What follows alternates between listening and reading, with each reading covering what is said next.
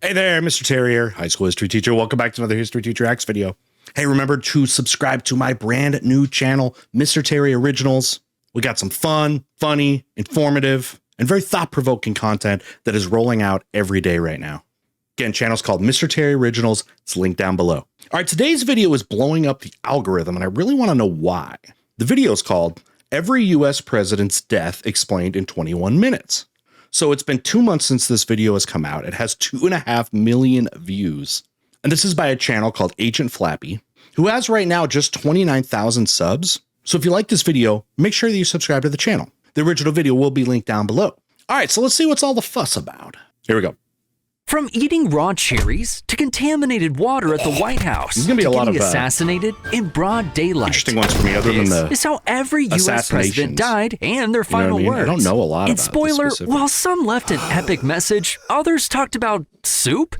But first, let's start at the beginning with George Washington, our first president, who got a serious throat infection after riding his horse in cold, snowy weather. He likely had epiglottitis, which is when the little flappy thing at the base of your tongue becomes inflamed. Today, that's an easy fix with antibiotics. But back then, doctors tried bloodletting, which is when they cut your arm and drain blood from your body. Okay, so let's talk about bloodletting real quick, because this has been a thing for as long as medicine has been documented. This idea that you let out the blood and that fixed things. Sometimes in ancient times, it was, you know, they thought a lot of diseases were caused by like bad spirits or something like that.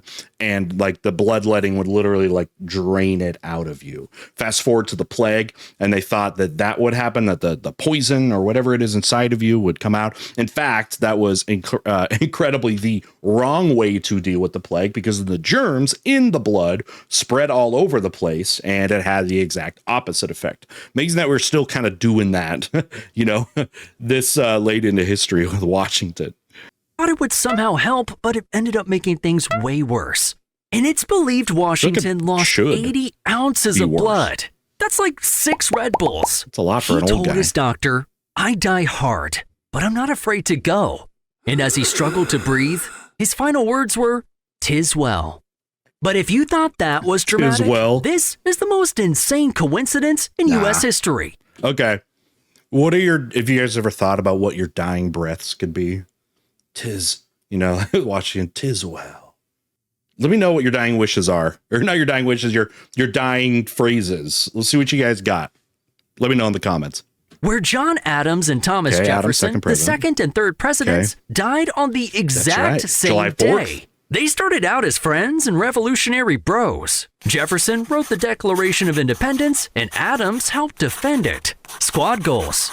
But in the election of 1800, the two became political rivals.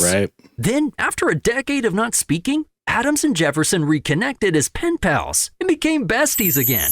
By the way, this was the great times when your vice president was just the person who was the runner-up, because it seemed like when they were, you know, forming our new government, that it sounded like a good thing. It's like, okay, your candidate didn't win the election, but at least they're going to have some kind of influence. But as we know, that doesn't exist anymore.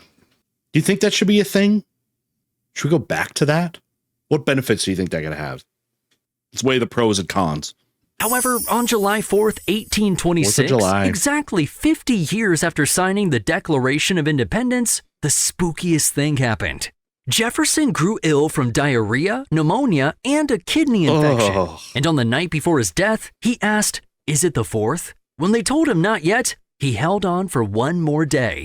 And his final words were, "No, doctor, nothing more." Meanwhile, so we want to do it. It was still kind of up in the air at this time of what, like in the US, we were truly going to say is like our Independence Day. Because, you know, the like declaration itself, as far as it being agreed upon that we would be actually declaring independence, wasn't on the 4th. It was a couple days actually before that, and the 4th ends up getting around and stuff like that. But it holds a lot more significance now than it did even back then. All right, what's going on in Massachusetts? And his final words were, "What happened to Adams?" "No, doctor, nothing more." Meanwhile, hundreds of miles away in Massachusetts, John Adams was a sickly 90-year-old man dealing with heart failure. Completely unaware that his bestie Jefferson died hours earlier, Adams said his famous last words, Thomas Jefferson survives. It's kind of crazy that these two, who spent their whole lives being frenemies, ended up checking out on America's birthday. Kind of like our fourth president, James Madison, who almost completed the 4th of July trifecta. Because, by the way, who's going to draft our actual Constitution? President James Madison, who almost completed the 4th of July trifecta. Because after dealing with congestive heart failure, the father of the U.S. Constitution was on his deathbed, and doctors were trying desperately to keep him alive until July 4th. Their heart's but going when out. offered more stimulants by his niece, Madison said, "Nothing more than a change of mind, my dear. I always talk better lying down," which basically meant he was ready to go, and died on June 28th, 1836. If he's gonna do this for all of them, like if we know what they said on their death, we're gonna need to keep track. And I want to know from you guys, like, who do you think had the best and worst supposed final lines? I do like this one. I do like it. It's kind of boss. All right, next. I mean, come on. He was so close to making it to the 4th. But you know who did make it? Everyone should have to die on the 4th. James Monroe, who became the 3rd one to die on Independence Day. Oh, I didn't know he had did. heart troubles, which worsened after contracting tuberculosis. He also did on the 4th? But his final words were about how he missed his old friend James Madison. "I regret that I should leave this world without again beholding him." And while most presidents die on their deathbeds, so talking about some Jefferson? die on the floor of Congress. Like the dude, they're all like obsessed with Jefferson. Everyone wanted Jefferson on their deathbed. Give some kind of like peace and calmness to you. Okay, so we have 3 that have died on the 4th of July. I knew about the other 2, but I didn't know about that one. Maybe that just needs to be a thing. If you're like dying in and around that time and you were president, we just have to like pull the plug on you. All right, JQ, here we go. 6th president, John Quincy Adams, who, after serving as president, didn't retire to play golf, but instead went back to Congress as a representative. And while casting a no vote, he suffered a massive stroke, grabbing his desk and collapsing on the House floor. And after they carried... Wait. Do you guys know what the bill was or whatever? By the way, you don't see, presidents take some kind of political position after they're done being president, because it's probably like, what else? There's no growth. I already made it to like the top of the ladder. That is a very interesting thing to be like, I'm going to stay in politics. Now, again, historically, so many presidents were so freaking old that their health, they were already not in good health, usually by the end of it, or they're going to die very quickly after. But I mean, we have now these like younger presidents, like President Obama. George W. Bush wasn't that old. And like, for example, those guys could have, continued political careers if they wanted to actually go into office like they were as governor and senator before. Him out, John Quincy Adams said, "This is the last of Earth. I am content." Oh, wow. Okay. That's cool. Oh, I forgot if I asked this when I paused the last one, but what was the bill? What was so aggravating for him that it killed him? Was this like, they're getting rid of the wigs? And he's like, no. But some presidents have more peaceful endings, like Andrew Jackson, who is one of the most insane presidents in American history. Jackson was pretty He was wild, a tough man. dude who fought in duels, survived the first ever presidential assassination attempt, and beat up his would-be killer with a cane. Okay, if you have not heard, I know I've covered it in videos and stuff, but if you've not heard about the party that Andrew Jackson threw at the White House, it is hilarious. It's like out of like a teenage party movie. Like, people are crazy drunk. Alcohol was just coming, and anybody could show up. It was just like anybody. And I think it was Jackson too that kind of had like an open door policy. It's like you could just like knock on the door of the White House and be like, "I'm here to see the president," and he would like, if he's around, like make time, I guess, to hear you. But yeah, threw a party because he was the man of the common people. And one of the funny stories is somehow like a toilet ended up outside on the yard because it was like thrown out of a window, and Jackson had to like escape out of the window because it was so crazy. Wild, like a frat party, But despite all this, he didn't go down the way you might think. He got tuberculosis, had heart problems, and suffered from dropsy, which is when your body fills with too much water. Hydrate or dihydrate, am I right? And on his fill up with too much water? Like, what causes that? Like, you drank too much? You need a doctor. Somebody call Dr. Mike. By the way, one of the things they would try to do to help people with tuberculosis is move to the arid climates of the United States. Now, we didn't have that at that time because, the American Southwest was not part of the United States yet. But especially after that happens, after like Mexican-American War, they would send people with tuberculosis out there, and like the dry air was supposed to, help them out. Deathbed, surrounded by family, this tough guy turned into a softie. What did Jackson With his last say? words being, "Oh, do not cry. Be good children, and we shall all meet in heaven." I thought it was. I know some of you are probably gonna be like, was it something racist? And then there's Martin Van Buren, our 8th president, who struggled with asthma and heart problems. Don't shave my sideburns. He died quietly in his fancy house called Lindenwald, with his last words being, "There is but one reliance," which was his way of expressing his trust in God. And while Van Buren lived a long 79 years, our next president holds the record for the shortest presidency because of this one dumb mistake. During his inauguration, William Henry Harrison gave an insanely long 2-hour speech in the freezing cold rain without even wearing a coat. I forgot who the record was. That was the record at that time, but didn't somebody speak for like way longer than that? Can't remember. All right, this guy's going to be getting pneumonia here. And for over a century, we thought he caught pneumonia and died. However, recent studies suggest this probably wasn't the cause. What'd he get? Because he didn't get sick until 3 weeks after the inauguration. Okay. Experts now believe he either died from typhoid fever or septic shock due to contaminated drinking water at the White House. That's insanely unlucky, because Harrison only lasted 31 days in office, which means his vice president, John Tyler, got a promotion. But the guy who, if you haven't heard, is famous for having children when he was very old. I don't know if it just passed, but like there was like a grandchild of John Taylor that was still alive. It was because he had a child. I forget what crazy age, if he was like 90 or something. And then like that child had a child at like 90 or something. I remember that being like a big thing. Is that person still alive? I was hearing about that. It was probably like 10 years ago when I had first heard about that. This president didn't have the best record with the people. He was the only president whose death wasn't officially mourned by the country. Because during the Civil War, John Tyler sided with the South. Oh, that'll do it. He was even elected to the Confederate Congress. You can't be holding that L. Before he should start the job, he started having dizzy spells and died of a stroke. With his last words being, "Perhaps it is best." Agreed, John. Perhaps then it is there was best. James. Yeah, I better go.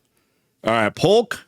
Last words being, "Perhaps it is best." Best for everyone. Agreed, that I've John. done. The then country there was hates James me. Polk, who died far too young at 53 years old. And it's because 3 months after leaving office, he was on a tour of the South where he contracted cholera, a nasty disease that gives you explosive diarrhea. This was the era of cholera, and especially became prevalent in industrial cities because essentially we had so much in these cities of waste, of bodily waste like this, but our sanitation system sucked. So what could easily happen is our sewage water could come in contact with the water that we consume, like our drinking water, and all that bacteria can cause deadly stuff. It would wipe out places like in London, for example.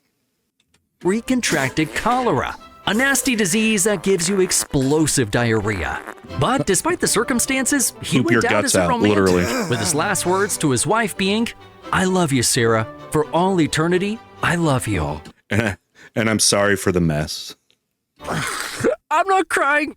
You're crying. Whatever. But for this next president... Now, was Polk the president who died youngest, not of an assassination?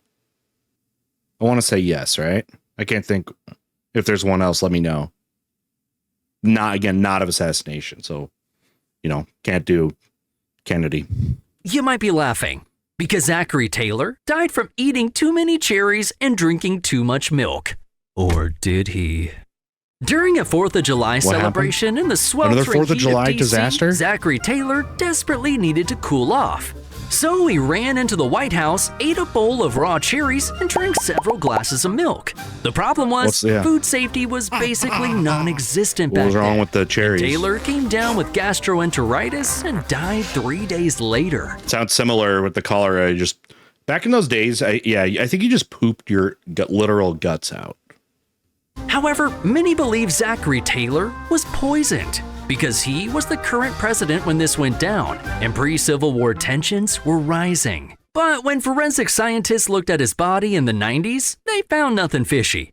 So it really was just some bad cherries. And before he died, Taylor said, "I'm about to die. I expect the summons soon. I've tried to discharge my duties faithfully. And discharge. I regret nothing." Poop And out of my after butt. death by cherries, VP Millard Fillmore stepped up to the plate. And unlike Taylor, Fillmore lived a long time after his presidency, until he had a stroke. But right before he died, someone gave him soup. And Fillmore said, "The nourishment is palatable," which basically means in fancy talk, it tastes good.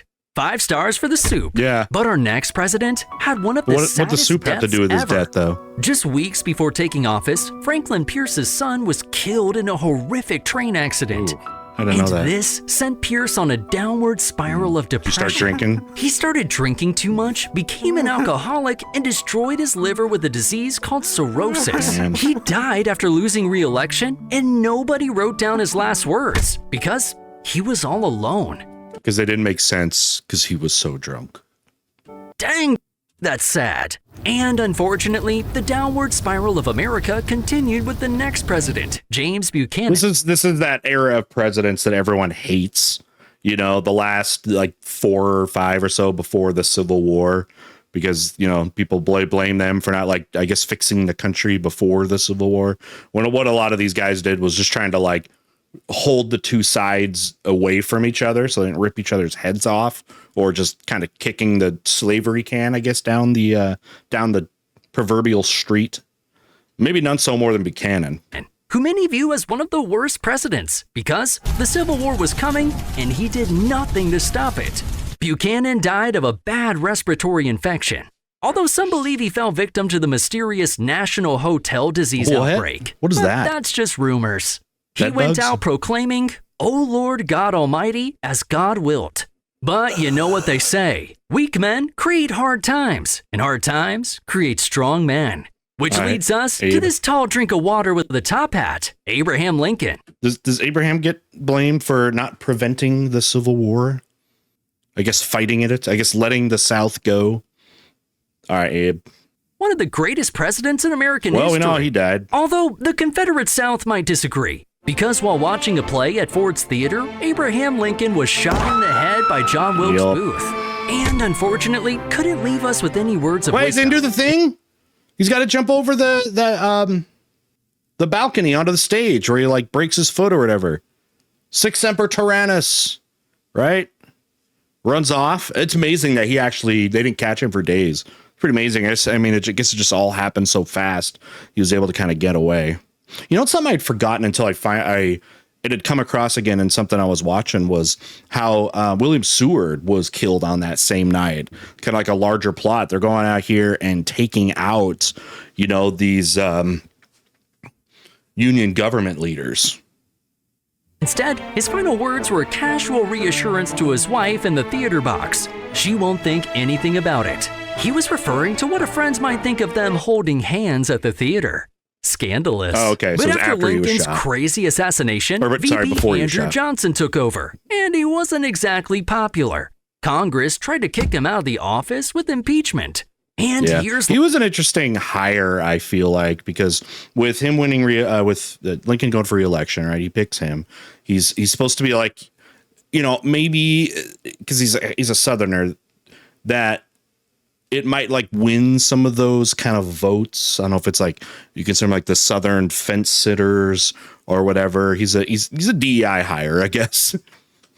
I don't know how he died. popular. Congress tried to kick him out of the office with impeachment. Yeah. And years later, Andrew Johnson died from 2 strokes he suffered while visiting his family in Tennessee. The second stroke left him paralyzed on one side, with his final words being, "My right side is paralyzed. I need no doctor. I can overcome my own troubles." And while some presidents were didn't. hated, others were celebrated as Grant. war heroes, like President Ulysses S. Grant. By the way, the animation stuff. Yeah, shout out to Agent Flappy with the kind of the, you know, fun kind of, you know, everyone's kind of doing these art styles, kind of like oversimplified-ish, but this is a great job. Again, smaller channel, Okay, algorithm love this. Looks like it's really gaining traction. Again, make sure to sub. This original video is down below. Make sure it can get your view as well. Celebrated as war heroes, like President Ulysses S. Grant, who led the Union forces to victory in the Civil War. But after his presidency, things took a turn for the worst, where Grant lost his life savings in a bad investment scam. Turns out some dude was running a Ponzi scheme. And to make matters worse, Grant was diagnosed with throat cancer. Probably from all the cigars he loved smoking. Sometimes 20 a day. Get this guy a nicotine patch. Oh, this is those days too. They didn't filter nothing. You know, it didn't do anything right. You're just breathing in every one of the chemicals. 20 a day. I had no idea he was such a cigar chain smoker. But before he died, Grant wanted to write his memoirs so his family wouldn't be broke after he passed. So he sat there every day writing as cancer ate away at his throat. And his last word was water. A simple request for a glass of water because his throat was so dang dry. I feel like that last word is way more believable than all of the other ones. The other ones are all formal and all this. Now, back in the day, when somebody would record, you know, what somebody said, they often would like class it up a little bit. Like people didn't really talk like that normally, right? You had like normal speak like you and I do, but like when you put it into writing, it was like expected to be a little more formalized. Pretty crazy way to go out. But our 19th president, Rutherford B. Hayes, died like most of the others, at old age from heart failure. His emotional last words were, "I know that I'm going where Lucy is," referring to his wife who passed away 4 years earlier. But things got even crazier with our 20th president, James Garfield, who after being in office for 100 days was walking through a train station when a mentally unstable man stepped behind him and fired 2 shots. The first bullet grazed his arm. The second bullet was lodged in his back. But Garfield... Those guys were like, these assassins, some of them were literally crazy. Like this dude, like you go and they had hallucinations and all this stuff, like very mentally unwell. I mean, okay, he had like political motivations and like John Wilkes Booth, who was, you know, an articulate, like famous person. And I don't know enough about the like mental state, I guess, of like Lee Harvey Oswald, but I haven't heard, even though he was flying all over with different like political beliefs and allegiances and stuff like that. But some of these guys were actually just like mentally insane. Didn't die because the bullet never hit any organs. All right. However, it all went downhill when doctors stepped in. They probed around with unsterilized instruments and one even punctured his liver. So although Garfield initially survived, he suffered from massive infections over the next 80 days until he slowly died. Malpractice, with his last words being, "Swaim, can't you stop the pain?" Poor guy was basically the victim of medical malpractice. Man, I hate Mondays.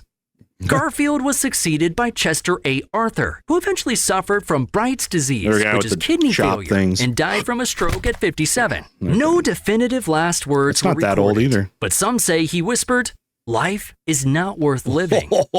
He goes full nihilism right there. Maybe he just meant his life at that moment isn't worth living because maybe he's in so much pain, right? Right? Rather than going all full like emo on this? That's a bummer. Because our next president was a dude living life to the fullest, Grover Cleveland, who was our 22nd and 24th president. You go, Grover. Yep. He and now Trump, the only presidents that served 2 terms, but not consecutively. He died from heart failure at 71, with his last words being, "I've tried so hard to do right." And the president caught between Cleveland's 2 terms was Benjamin Harrison, who came down with a bad case of the flu, which progressed to pneumonia. And despite good medical care, his lungs failed. And his last words being, "Are there any doctors here? Doctor, my lungs." Poor guy couldn't breathe. They're like, "We know, dude, you're in the hospital. We know your lungs are messed up. Sorry. This isn't new news to us." But at least he wasn't one of the 4 U.S. presidents assassinated, like William McKinley. I don't know, though. I mean, some of these deaths sound way better than all of the presidents. Like, at least half of them I've heard so far. I think I would just rather be assassinated. I mean, how many so far had their, like, you know, guts pooped out of them? Throat cancer? with Grant. How awful must have that been? Of the 4 U.S. presidents assassinated, like William McKinley, Yep. who was attending a meet and greet in Buffalo when one of the people waiting in line was Leon You could go up Czolgosz, and- a Polish-American anarchist. Yeah, you He could go concealed a 32 shake his caliber hand and stuff. revolver under a handkerchief wrapped around his right hand. When it was his turn to meet the president, Leon fired 2 bullets into McKinley's abdomen.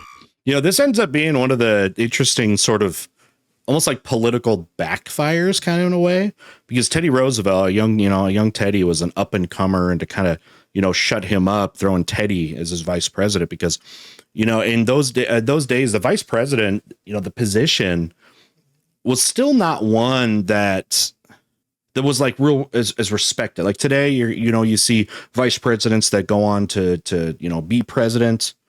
But I'd say at least in like the first half of our country's history, and probably further, vice president is where you went to for like your political careers to die. They basically died there. But it becomes very relevant when you are the one that's going to be the successor to an assassinated president. So Teddy Roosevelt, from the progressive movement that he was, is going to come in because he had a lot of differences with McKinley there. Luckily, one bullet grazed him, but the other went deep into his stomach. So they rushed him to the hospital. But the problem was doctors couldn't locate the bullet. So 8 days after the doctors' attempted game of operation, gangrene set in and Take a McKinley turn. died. With They his can do last that. words Bullets being like, spoken to his wife. Duke. We're all going. We're all going. God's will be done, not ours. Where are we going? But after this, Americans were fed up with presidents being Disneyland or killed. what? So the Secret Service gained full-time responsibility right. for protecting the president. Because again, you could just go up close to him. McKinley was meeting just anybody that wanted to come up and like shake his hand.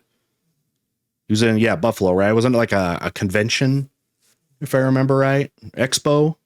You just walk up to a president. You're saying there's presidents that you could just, like go meet with them and without probably being vetted that much. Yeah, I think it's about time. Now, VP Teddy Roosevelt got promoted to the top job, and this guy was one of the toughest presidents we've ever seen. He served 2 full terms and wanted to come back for a third. In 1912, Teddy ran By the way, alternate history series that we've got going on my channel, my second channel, the Mr. Terry Originals channel. There is going to be a alternate history having to deal with his third attempted term at president. And famously, when he is going to run and kind of run as a third party, it ended up diluting a lot of votes, which then paved the way for President Wilson. And then with all the events and timelines, I guess, that he creates. But it's a very interesting what if. Either him, winning that third term or just not running at all.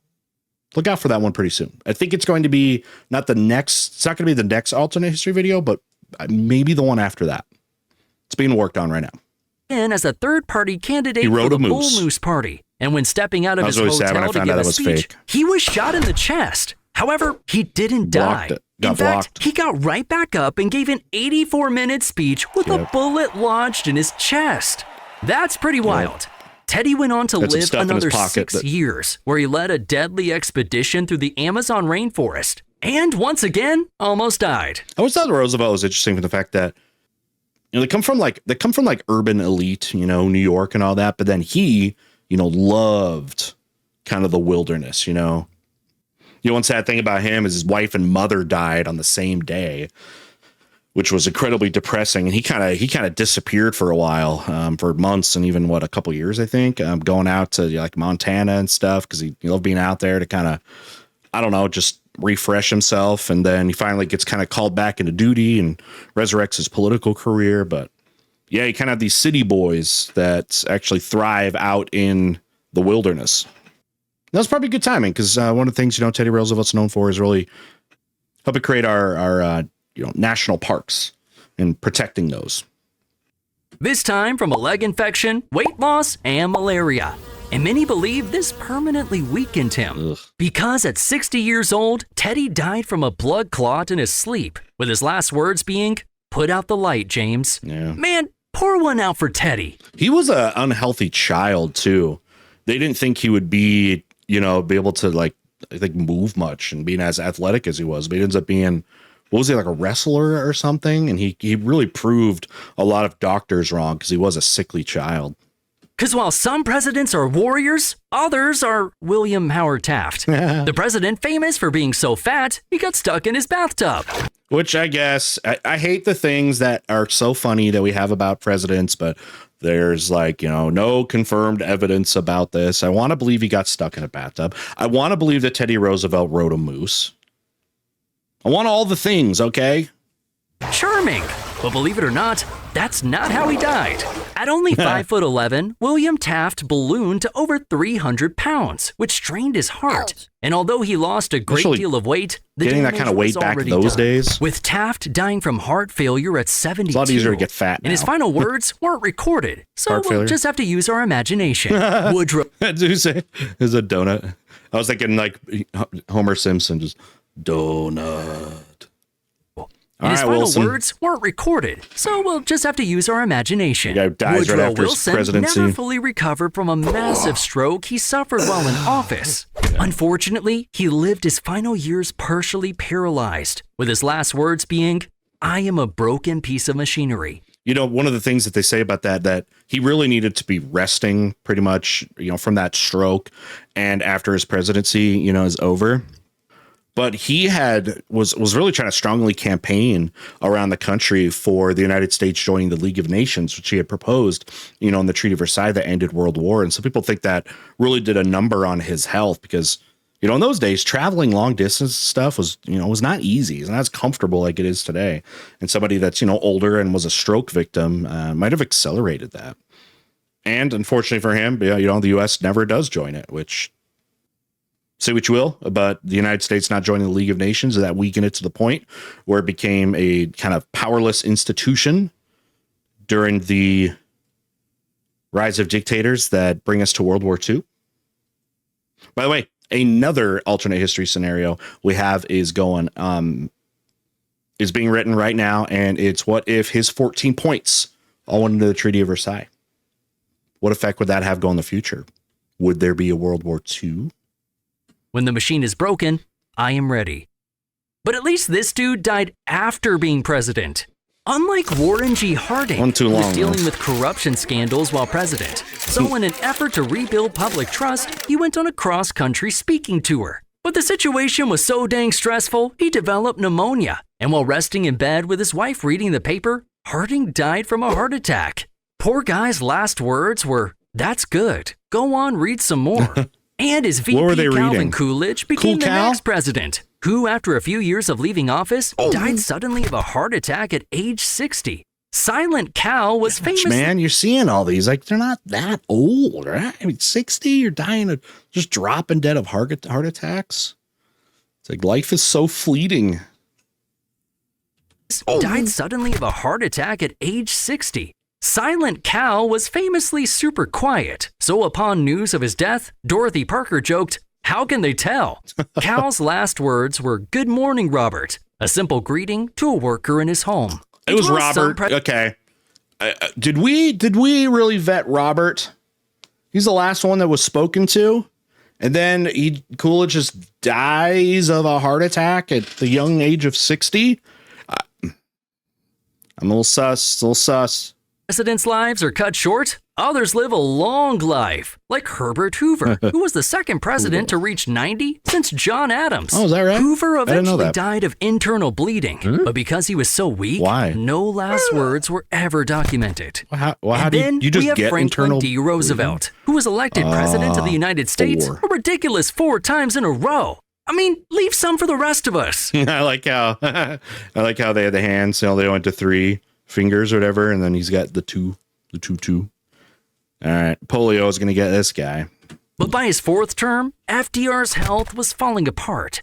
He dealt with high blood pressure, heart disease, and secretly had polio, which left him paralyzed from the waist down. And on top of all that, he had to deal with the stress of the Great Depression and a small conflict called World War II. I've heard of that. Pretty crazy. So in his 4th term, FDR suffered a massive stroke while posing for a portrait at his Georgia retreat. His last words were, "I have terrific pain in the back of my head."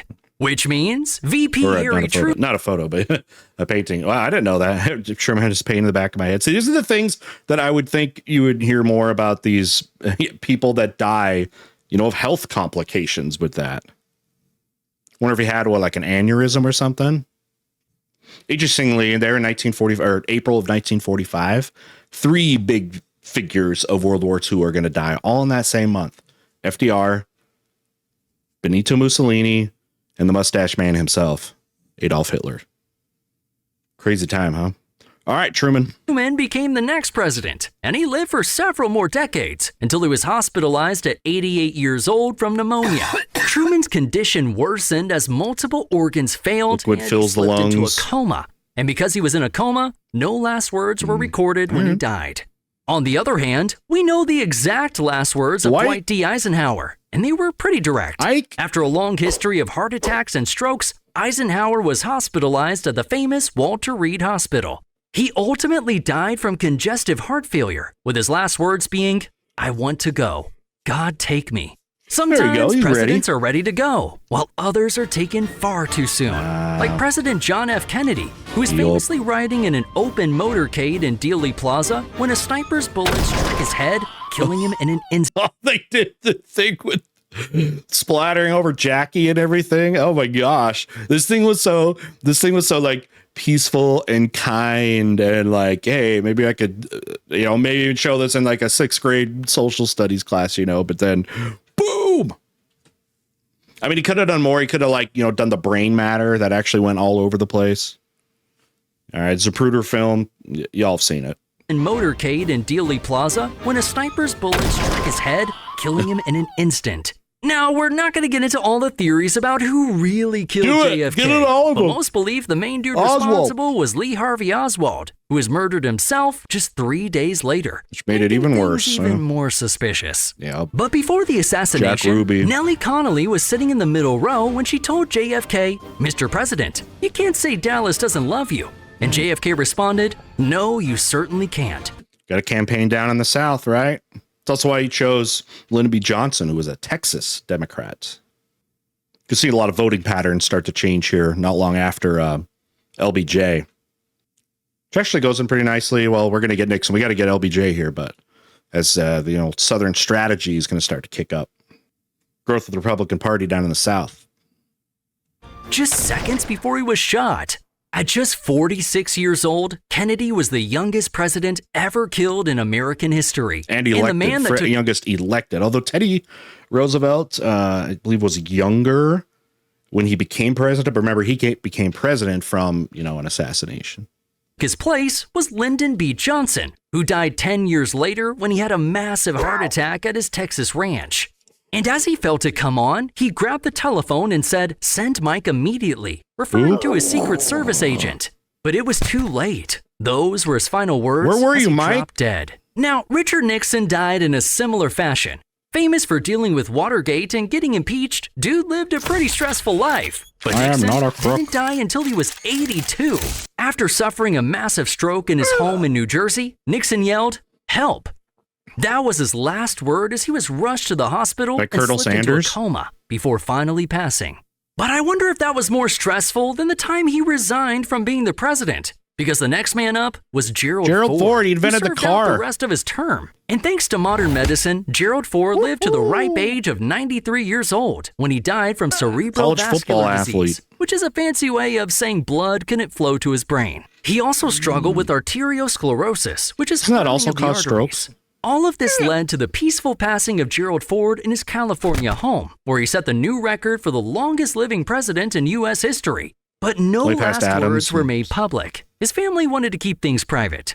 But Ford's record didn't last very long. He was the oldest. Because the next president, Jimmy Carter, seemed to live forever. He just died. Oh, wait, he's going to... He literally just died. Yeah. Jimmy Carter lived to be 100 years old before dying of natural causes on December 29th, 2024. Yeah, he almost hit 2025. Although his actual moment of death last words weren't publicly reported, in the final weeks, Carter told his family that he was ready to see Rosalind again, referring to his wife who had died a month earlier. It's pretty crazy to see. She only died a month earlier. How old was she? She's similar in age, almost 100. It's like he Couldn't live without her, literally. Reached the century mark. And Ronald Reagan wasn't too far behind, He got dying dementia, at 93 man. years old after a decade-long battle with Alzheimer's. his And since he had brain Alzheimer's, went. Reagan had no lucid final words before he died. Yeah, he Man, was I hate that disease. pretty whacked out right Kinda before like by I the hate end. Parkinson's, which is what George H.W. Bush suffered from in his final years, which left him wheelchair-bound.